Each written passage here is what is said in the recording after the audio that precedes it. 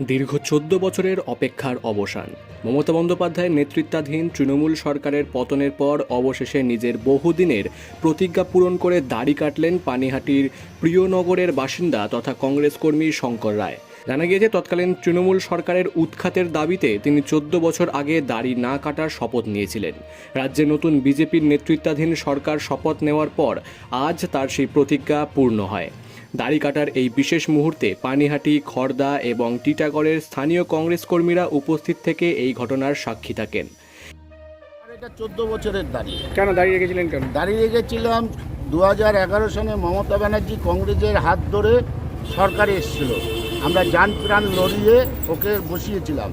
তারপর দেখা যাচ্ছে ১ বছর পর ২০১২-তে কংগ্রেসের দলটাকে টুকরো টুকরো করে ভেঙে ওর দলে ঢোকাচ্ছে। ও এরকম কবর খুললো, লাস্টে ওই কবরেই ওই ঢুকলো। আজ আনন্দ হচ্ছে? হ্যাঁ, আনন্দ তো হচ্ছে, ওর সরে যাওয়াতে আনন্দ হচ্ছে।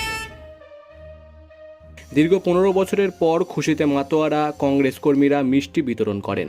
পাশাপাশি নতুন সরকারের আমলে রাজ্যে সুষ্ঠু ও অবাধ রাজনৈতিক পরিবেশ ফিরে আসবে বলেও তারা আশা প্রকাশ করেন। विकास होगा। देखिए, अभी तो सरकार आज उनका गठन हो रहा है, अभी उनका बड़ी बड़ी बात है, आगे उनका क्या होगा उस पर निर्भर है, अभी तो बोलना मुश्किल है।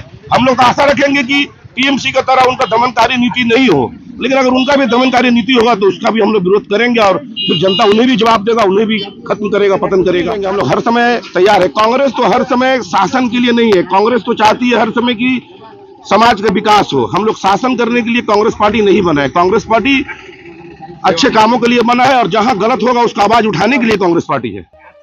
Bureau report, বঙ্গদর্পণ।